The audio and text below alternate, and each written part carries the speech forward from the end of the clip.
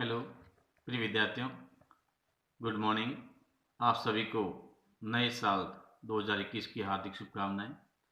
आज का हमारा यूट्यूब टॉपिक होगा अंतर्राष्ट्रीय जो संबंध है, अंतर्राष्ट्रीय संबंध की जो प्रमुख दृष्टिकोण या अप्रोचेस कह सकते हैं, उपागम है। तो इसमें हमारे दो प्रमुख उपागम है। एक तो आदर्शवादी है, आइडियलिस्ट अप्रोच, और दूसरा आपके यथार्थवादी रियलिस्ट अप्रोच। तो इन दो जो आपके अप्रोच है, इस दोनों अप्रोच बहुत इम्पोर्टेंट है। और ये जो सिलेबस है, एक तो सिलेबस बीए अंतिम वर्ष जो राजनीति विज्ञान है, जिसका जो अंतर्राष्ट्रीय संबंध का जो पेपर है उसमें भी है। और राजनीति विज्ञान में जो विद्यार्थी पीजी करे, एमए जो विद्यार्थी राजनीति विज्ञान में करे, उनके भी इस टॉपिक इसमें काम का है। तो चलो हम आज के इस यूट्यूब टॉपिक में बात करते हैं कि अंतर्राष्ट्रीय राजनीति की जो प्रमुख अप्रोच है। हमने देखा कि जो अंतर्राष्ट्रीय राजनीति है, इन अंतर्राष्ट्रीय राजनीति में प्रमुख जो दृष्टिकोण कौन से, उपगम कौन से। तो पहला तो यह शुरुआत करते हैं कि एक छोटा सा आपके 2 नंबर की जो शुरुआत होती है, उसमें इस टाइप का जो प्रश्न आता है, अंतर्राष्ट्रीय संबंध के अध्ययन के प्रमुख उपागम या दृष्टिकोणों के नाम बताइए। तो उसके 2 नाम है, एक तो आदर्शवादी उपागम है और दूसरा है यथार्थवादी।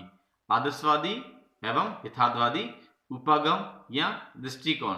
तो इस प्रकार से आपको याद रखना है। तो ऐसा लिखने से आपके 2 नंबर कवर हो जाते हैं। आज हम डिटेल में बात करते हैं कि आदर्शवादी जो दृष्टिकोण है वो क्या है, और यथार्थवादी जो दृष्टिकोण है वो क्या है, इसका चिंतन क्या है, इन दृष्टिकोणों को कौन कौन से जो विचारक है जिन्होंने इसको अप्रोचेस को जो इम्पोर्टेंट दिया था।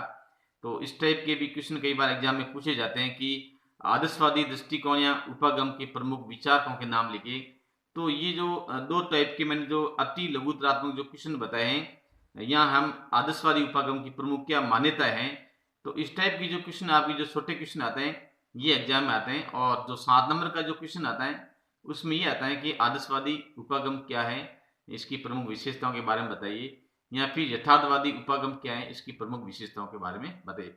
तो इस टाइप की आपकी जो, अगर वो 7-7 नंबर का जो प्रश्न आता है, तो इस टाइप के प्रश्न आते हैं। और अगर आपके इस यूनिट में से अगर आपके निबंधात्मक प्रश्न आता है, तो उसमें ये पूछा जाता है कि अंतर्राष्ट्रीय संबंध के अध्ययनों के प्रमुख दृष्टिकोणों का वर्णन कीजिए, या आदर्शवादी एवं यथार्थवादी उपागमों का तुलनात्मक वर्णन कीजिए। इस टाइप के क्वेश्चन आते हैं। तो चलो हम बातचीत करते हैं कि आदर्शवादी दृष्टिकोण क्या है। आदर्शवादी जो दृष्टिकोण है, नाम से भी आप लोग जानते होंगे कि अपने आप में आदर्श जो शब्द जुड़ा हुआ है। तो इसमें ये होता है कि अंतर्राष्ट्रीय संबंध में जो अध्ययन किया जाता है, तो उसमें ये एक देखा जाता है कि क्या होना चाहिए से इसका संबंध होता है। और इस प्रकार की जो विचारधारा है, ये सकारात्मक विचारधारा पर आधारित होता है। इसका जो दृष्टिकोण विकासात्मक होता है। ऐसी विश्व व्यवस्था जिसमें युद्ध का कोई स्थान न हो, न विषमता हो, न अत्याचार के लिए कोई स्थान हो। यानी कि इस प्रकार की विश्व व्यवस्था की परिकल्पना करता है, जिसमें एक शांति प्रिय लोकतांत्रिक एक संपूर्ण विश्व को एक शांतिपूर्ण संपन्न स्थापित करने के लिए, या पूरी विश्व का विकास करने के लिए सभी देशों के साथ में एक समान दृष्टिकोण अपनाते हुए, जिसमें विकसित एवं विकासशील जो राष्ट्र हैं, इसमें जो असमानताएं पाई जाती है, तो इन असमानताओं को दूर करते हुए तथा किसी भी राष्ट्र का शोषण न हो, युद्ध जैसे किसी भी प्रकार का कोई विकल्प इसमें न हो, इस प्रकार की जो व्यवस्था होती है, जिस व्यवस्था को हम लोग आदर्शवादी दृष्टिकोण के श्रेणी में लेते हैं। आदर्शवादी उपागम में सभी व्यक्ति अपनी बुद्धि, शिक्षा और विज्ञान के उपयोग में इतनी उन्नति कर लेगा कि भावी मानव समाज में हिंसा, हत्या, अनैतिकता, सत्ता लोलुपता और शक्ति के लिए संघर्ष की भावना हमेशा के लिए समाप्त हो जाएगी या लुप्त हो जाएगी। यानी इस प्रकार की जब आदर्शवादी जो व्यवस्था होगी, अंतरराष्ट्रीय संबंधों को एक देश का दूसरे देश के साथ में जब संबंध स्थापित किया जाएगा और उसमें आदर्शवादी व्यवस्था को अपनाया जाएगा, तो ऐसी स्थिति में जितने भी जो राष्ट्र हैं, चाहे विकसित राष्ट्र हो या विकासशील राष्ट्र हो, इन सभी देशों के जो लोग हैं अपने अपने राष्ट्र में विकास में जुड़ जाएंगे। तो सभी व्यक्ति अपनी अपनी बुद्धि एवं शिक्षा के आधार पर, या साइंस या टेक्नोलॉजी के आधार पर अपने राष्ट्र की उन्नति करेंगे, और इस प्रकार के एक समाज के निर्माण की कल्पना करेंगे जिसमें हत्या है, हिंसा है, अनैतिकता है, या सत्ता की लालसा जैसी प्रवृत्तियां लोगों में नहीं पाई जाएगी। दूसरी आगे हम बात करते हैं कि आदर्शवाद है वो भविष्य के लिए एक ऐसे अंतर्राष्ट्रीय समाज की तस्वीर पेश करता है जो शक्ति, राजनीति, अनैतिकता और हिंसा से सर्वथा मुक्त हो। इसकी ये मान्यता है कि वर्तमान समय में अंतर्राष्ट्रीय संघर्षों का निवारण शिक्षा और सुधार के प्रयोग से ही हो सकता है। यानी आदर्शवादी जो विचारक है ये कहते हैं कि भविष्य के लिए हम इस प्रकार के एक अंतर्राष्ट्रीय समाज की तस्वीर पेश करें या अंतर्राष्ट्रीय स्तर पर इस प्रकार से एक समाज खड़ा किया जा सके जिसमें जो शक्ति जैसी जो राजनीति होती है या अनैतिकता है या हिंसा को किसी भी स्थिति में एक विकल्प के रूप में कोई स्थान नहीं दिया जाना चाहिए। और इनकी जो मान्यता है कि वर्तमान जो समय है इसमें अंतर्राष्ट्रीय जो संघर्ष है इनका जो निवारण किया जाता है वो शिक्षा एवं सुधार के आधार पर ही किया जा सकता है। जब तक हम लोगों में जो एजुकेशन है, एजुकेशन का डेवलप करेंगे तो ऐसी स्थिति में उनकी जो समझ होगी एक सकारात्मक समझ विकसित होगी जिससे एक राष्ट्र दूसरे राष्ट्र को भी अपने एक समानांतर या एक भाई भाई का दर्जा के रूप में सम्मान देंगे। फिर आगे बात करते हैं कि विश्व में जो न्याय और शांति जैसे शांति कैसे स्थापित की जा सकती है, युद्ध का उन्मूलन कैसे किया जा सकते हैं, अंतर्राष्ट्रीय सहयोग किस प्रकार विकसित हो सकता है, शक्तिशाली राज्यों द्वारा शक्तिहीन राज्यों का शोषण किस प्रकार समाप्त किया जा सकता है इत्यादि पर विचार करने के लिए या इन चीजों पर चिंतन एवं मनन करने के लिए भी एक आदर्शवादी दृष्टिकोण है ये एक आधारशिला या एक भूमिका प्रस्तुत करता है। तो ये इस प्रकार चाहता है कि जो आदर्शवादी जो दृष्टिकोण है ये इस प्रकार से स्थापित किया जा सकता है कि विश्व में जो न्याय और शांति वो किस प्रकार से स्थापित की जाए।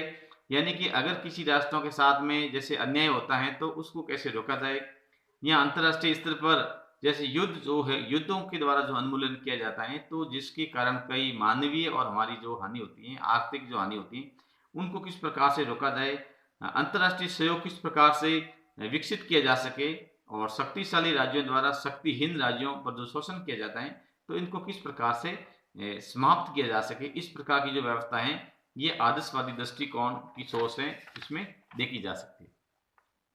आगे हम बात करते हैं कि जो आदर्शवादी जो दृष्टिकोण है ये संस्थावादी तथा विधिवादी अध्ययन पर बल देता है। इनका एक प्रमुख उद्देश्य होता है कि अंतर्राष्ट्रीय न्याय का विकास करना।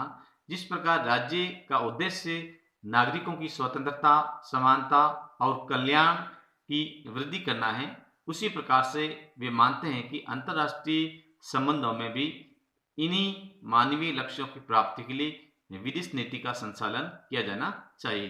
अर्थात आदर्शवादी जो दृष्टिकोण है इनका जो चिंतन है वो संस्थावादी एवं विधिवादी अध्ययन पर बल दिया जाता है। यानी कि ये इंस्टीट्यूशनल एवं जो लीगल रूप से देखें तो इस पर बल देते हैं। इसका जो उद्देश्य होता है कि अंतर्राष्ट्रीय न्याय का विकास करना, यानी कि अंतर्राष्ट्रीय स्तर पर जो हम देखते हैं कि एक जो सक्षम जो राष्ट्र होता है या उसके द्वारा किस प्रकार से अन्य जो राष्ट्र हैं उनको किस प्रकार से आर्थिक जो उपनिवेशवाद का शिकार बनाया जाता है या उनको किस प्रकार से एक मार्केट के रूप में, एक बाजार के रूप में, एक टूल के रूप में उपयोग किया जाता है। तो इस प्रकार से जो शोषण होता है उसको किस प्रकार से रोका जाए और इनका जो एक राज्य का जिस प्रकार से उद्देश्य होता है कि नागरिकों की स्वतंत्रता, समानता और कल्याण की जो वृद्धि की जाए, तो इन्हीं लक्ष्यों को ये मद्देनजर रखते हुए अंतर्राष्ट्रीय स्तर पर एक शांति स्थापित करने का प्रयास करते हैं।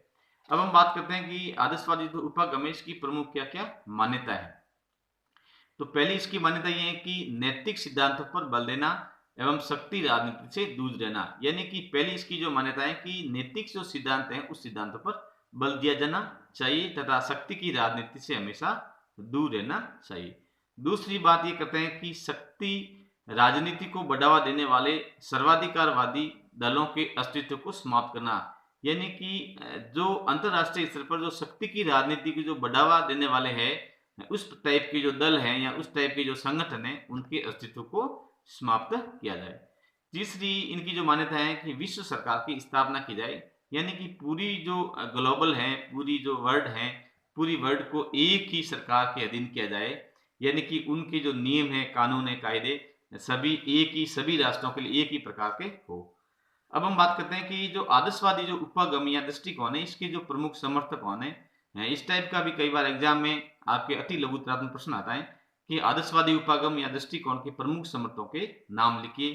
तो विद्यार्थी ध्यान दें, इसकी जो समर्थक है उसमें पहला नाम आता है sir Alfred German, sir Alfred German पहला नाम ये, जिन्होंने संयुक्त संघ पर अध्ययन किया था। दूसरा है लिलिप नोएल बेकर, इसको आप बेकर के नाम से भी कर सकते हो, इसका सरनाम बेकर है तो बेकर से नाम से भी चर्चित है, जिसने विश्व में निशस्त्रीकरण पर शोध कार्य किया था। उसके बाद में जो तीसरा है जेम्स शॉर्टवेल, तीसरा नाम है जेम्स शॉर्टवेल, जिसने युद्ध को अवैध घोषित करने पर शोध किया था। तो इस प्रकार से संयुक्त राष्ट्र, जेनेवा प्रोटोकॉल, कैलोग, विप्रा पैक्ट आदि भी आदर्शवादी विचारक पर इनका प्रभाव देखने को मिलते हैं। इस प्रकार से हम संक्षेप में कह सकते हैं कि अंतर्राष्ट्रीय संबंधों का जो आदर्शवादी दृष्टिकोण, राजनीतिक नैतिकता, अंतर्राष्ट्रीय लोकमत, विश्व संवाद, विश्व सरकार के आदर्श के साथ बंधा हुआ है। ये विश्व शांति एवं न्यायपूर्ण विश्व व्यवस्था पर अपना ध्यान आकर्षित करवाता है। कुछ आलोचक आदर्शवादी विचारधारा की आलोचना भी करते हैं, जो आलोचक कहते हैं कि इसकी जो आलोचना है कि बल एवं सैनिक शक्ति का प्रयोग राज्य के लिए त्यागना संभव नहीं है। पहली इसकी आलोचना की जा सकती है, जैसे आदर्शवादी कहते हैं कि युद्ध है, शक्ति है, या युद्ध जैसे जो हथियार इनका जो आविष्कार किया जाता है, तो इस प्रकार की जो व्यवस्था है इनको त्यागना चाहिए, लेकिन आलोचक कहते हैं कि ऐसा संभव नहीं है। दूसरी बात यह कि इसकी आलोचना की जाती है कि उग्र सैनिकवादी हिंसक शक्तियों का पूर्ण दमन संभव नहीं है। यानी आदर्शवादी कहते हैं कि विश्व में इस प्रकार की व्यवस्था की जाए जिसमें उग्रता है, हिंसा है, इस प्रकार की शक्तियों का किसी प्रकार से कोई स्थान नहीं दिया जाना चाहिए, जबकि आलोचक कहते हैं कि ऐसा संभव नहीं है। पूर्णतः हो सकता है कि संभव हो, लेकिन पूर्णतः संभव नहीं है। तीसरी बात ये कहते हैं कि नैतिक सिद्धांतों का पालन संभव नहीं है। यानी कि आदर्शवादी की जो आलोचक कहते हैं कि हो सकता है कि नैतिकवादी बातें करना आसान हो, लेकिन उनके ऊपर खरा उतना आसान नहीं है जितना हम लोग कह सकते हैं। तो इस प्रकार से कथनी और करनी में भी अंतर हो सकता है।